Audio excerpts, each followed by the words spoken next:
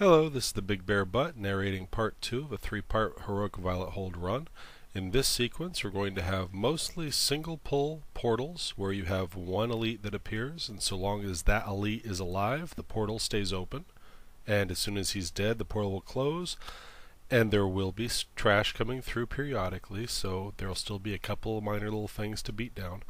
And there's going to be significantly on the third pull here a balcony portal that appears through which a squad comes, and it is the only one where when the squad comes out of the portal they split up, and half of them will come down the rubble pile directly in front of me where I'm looking, and the other half come down the stairs on the left of where I'm standing. And I'm going to kind of talk about how to deal with that since it's relatively new after patch 3.0.8, I believe. Okay, here's the second single pull portal on these stairs over here. You can see that I'm going to run up, reposition myself where I'll be in the line of travel that the trash takes. I also always do a fairy fire pull and get them off the platform so that they're back in line of sight. And I try and back up enough so that the melee can also be on the stairs and fighting them without being up on that platform out of line of sight of any healers. Okay, now immediately after this, there's going to be that portal I just mentioned before that appears on the balcony on the left-hand side.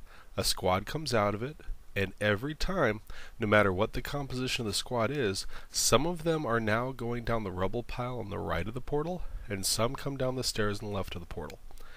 I always, after each one of these fights, whirl around real quick and look to see if a portal's up. So you can see I see it, I immediately run to position myself.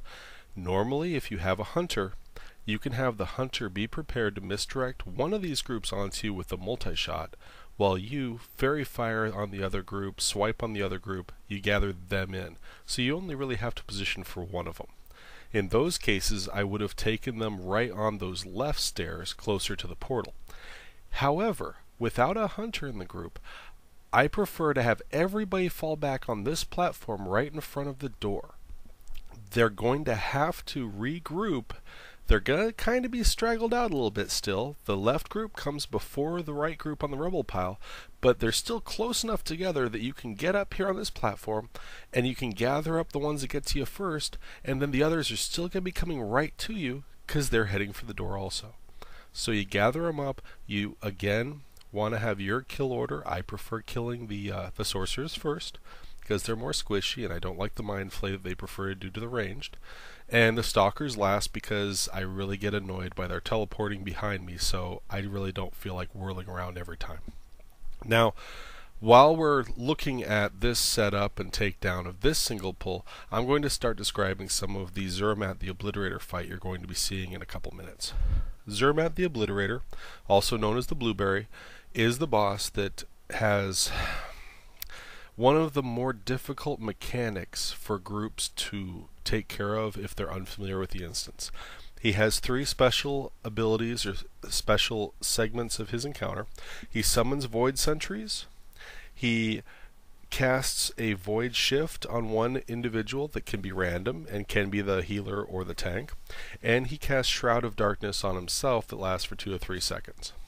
Now, the biggest one that you will immediately see is the Void Sentries. He summons Void Sentries continuously throughout the fight.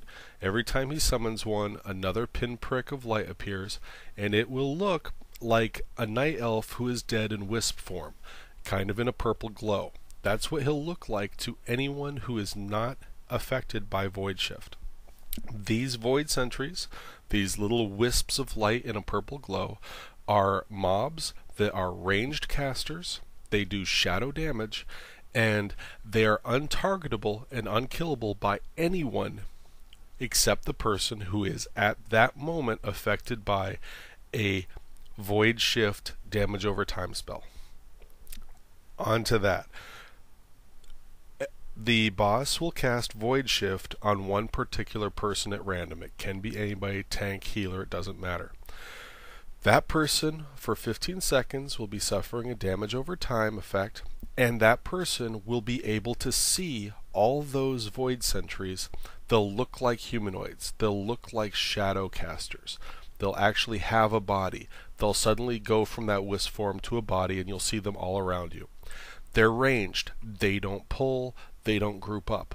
You can AoE them, but you're going to have to move to them.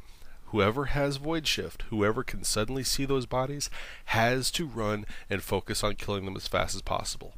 In this fight, I do not get Void Shift cast on me. It's rare, but it happens. But if I had, I would have instantly been going over and trying to swipe them down, trying to get mauls and mangles, instant casts for the most part. They're going to affect as many of them as I could. I'd also probably have hit Berserk at that time and done tab targeting on mangles to try and get the multiple 3 mangle effect on as many of them as I could to burn them down. I've talked about Void Shift, the 15-second dot, which whoever that one person is who's affected by it is the only person who can see them and kill them. The other thing you just saw pop up was Shroud of Darkness. That's the third thing he does.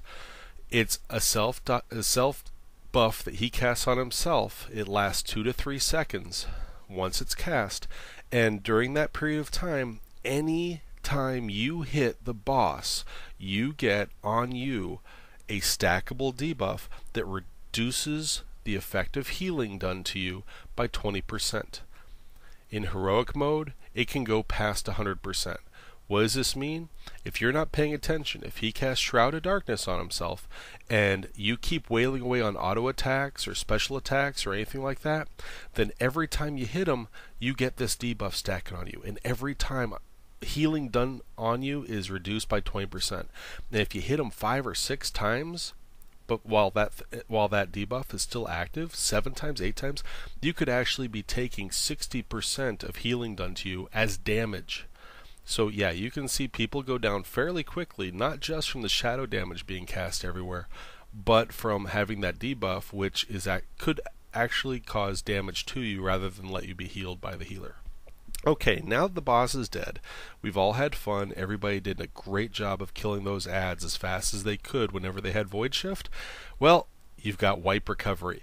We had a couple of people who died, but not everybody. And the portals are still going. I'm using Deadly Boss Mods as my add-on in this to give me communication about how heroics go. And you can see that that portal is still coming up, so we're trying to rebuff people and bring them back in as fast as we can. You've got limited time, so make the best use of it. Even if someone dies, it's not over. Well, we're going to continue this in part 3. I hope you enjoyed this movie, and I hope to see you again soon. And Periclesis, congratulations on managing to exit the instance, but talk to that lady who's just outside the door and ask her to let you back into the fight. Otherwise, we would have been dead. Take care, everybody, and have a great day. Bye-bye.